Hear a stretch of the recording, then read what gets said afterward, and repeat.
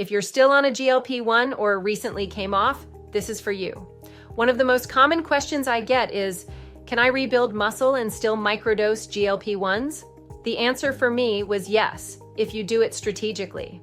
Microdosing GLP-1s like tirzepatide or retatrutide can be incredibly effective for appetite control, blood sugar regulation, and continued fat loss. But without a clear plan, they can also continue suppressing muscle, energy, and even mood. That's why I share my personal muscle stack vault.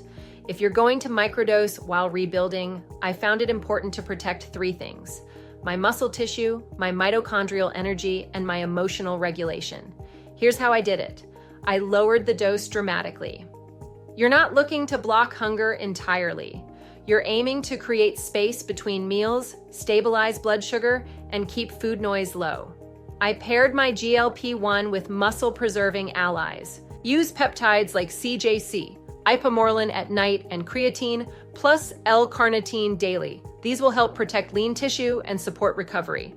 Add MOTS-c for energy, mood, and mitochondrial support. This is key if you feel sluggish, flat, or mentally foggy. MOTS-c turns your metabolism on again. Watch your protein and lift.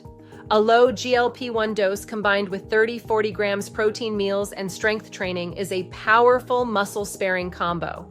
You don't need to quit GLP-1s cold turkey. You just need to stop outsourcing your results to the drug. Microdosing becomes a support, not a strategy. That's the shift.